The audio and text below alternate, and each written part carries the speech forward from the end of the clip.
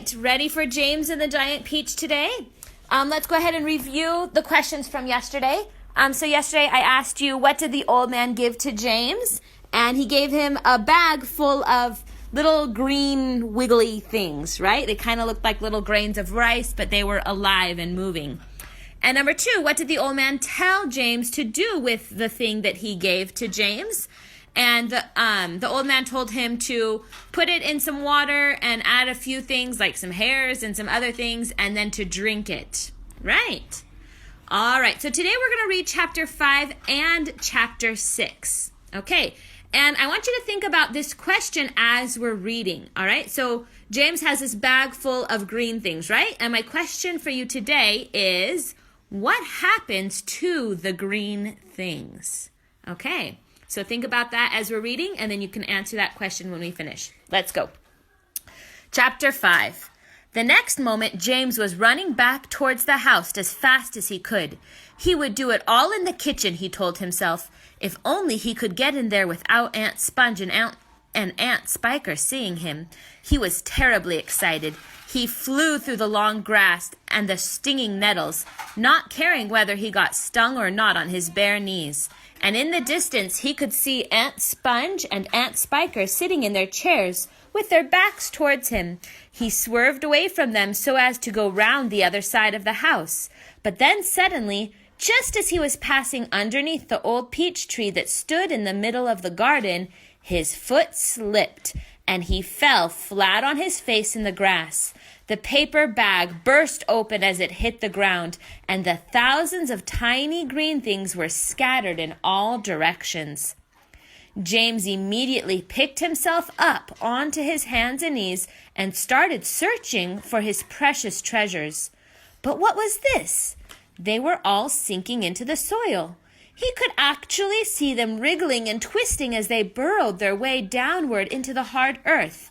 And at once, he reached out a hand to pick some of them up before it was too late. But they disappeared right under his fingers. He went after some others, and the same thing happened. He began scrabbling around frantically in an effort to catch hold of those that were left, but they were too quick for him. Each time the tips of his fingers were just about to touch them, they vanished into the earth. And soon, in the space of only a few seconds, every single one of them had gone. James felt like crying. He would never get them back now. They were lost, lost, lost forever. But where had they gone to? And why in the world had they been so eager to push down into the earth like that? What were they after? There was nothing down there. Nothing except the roots of the old peach tree, and a whole lot of earthworms and centipedes and insects living in the soil. But what was it that the old man had said? Whoever they meet first, be it bug, insect, animal, or tree, that will be the one who gets the full power of their magic. Good heavens, thought James. What is going to happen in that case if they do meet an earthworm, or a centipede, or a spider? And what if they do go into the roots of the peach tree? Get up at once, you lazy little beast! A voice was suddenly shouting in James's ear. James glanced up and saw Aunt Spiker standing over him, grim and tall and bony, glaring at him through her steel-rimmed spectacles. Get back over there immediately and finish chopping up those logs, she ordered.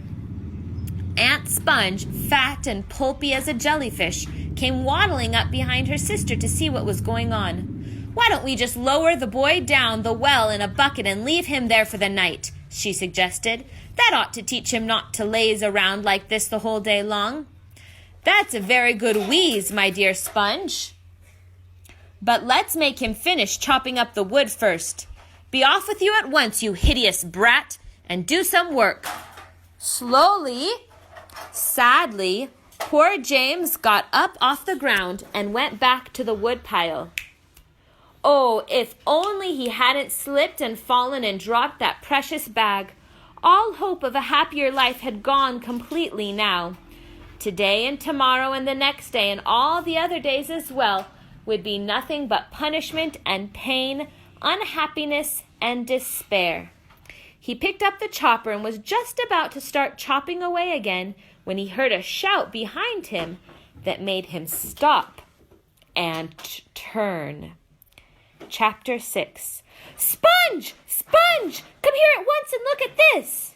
At what? It's a peach, Aunt Spiker was shouting. A what? A peach, right up there on the highest branch. Can't you see it? I think you must be mistaken, my dear Spiker. That miserable tree never has any peaches on it. There's one on it now, Sponge. You look for yourself. You're teasing me, Spiker. You're making my mouth water on purpose when there's nothing to put into it. Why, that tree's never even had a blossom on it, let alone a peach. Right up on the highest branch, you say. I can't see a thing. Very funny, ha ha. Good gracious me. Well, I'll be blowed. There really is a peach up there. A nice big one, too, Aunt Spiker said. A beauty, Aunt Sponge cried out. At this point, James slowly put down his chopper and turned and looked across at the two women who were standing underneath the peach tree. Something is about to happen, he told himself. Something peculiar is about to happen any moment. He hadn't the faintest idea what it might be, but he could feel it in his bones that something was going to happen soon. He could feel it in the air around him, in the sudden stillness that had fallen upon the garden. James tiptoed a little closer to the tree. The ants were not talking now. They were just standing there staring at the peach. There was not a sound anywhere, not even a breath of wind, and overhead the sun blazed down upon them out of a deep blue sky. It looks ripe to me, Aunt Spiker said, breaking the silence. Then why don't we eat it? Aunt Sponge suggested, licking her thick lips. We can have half each. Hey you, James, come over here at once and climb this tree. James came running over. I want you to pick that peach up there on the highest branch, Aunt Sponge went on. Can you see it? Yes, Auntie Sponge, I can see it. And don't you dare eat any of it for yourself. Your Aunt Spiker and I are going to have it between us right here and now, half each. Get on with you. Up you go. James crossed over to the tree trunk. Stop! Aunt Spiker said quickly. Hold everything! She was staring up into the branches with her mouth wide open and her eyes bulging as though she had seen a ghost. Look, she said. Look, Sponge, look! What's the matter with you? Aunt Sponge demanded. It's growing! Aunt Spiker cried. It's getting bigger and bigger! What is? The peach, of course! You're joking. Well, look for yourself. But my dear Spiker, that's perfectly ridiculous. That's impossible. That's... Now, wait just a minute. No, that can't be. No, yes, great Scott, the thing really is growing. It's nearly twice as big already, Aunt Spiker shouted. It can't be true. It is true. It must be a miracle. Watch it.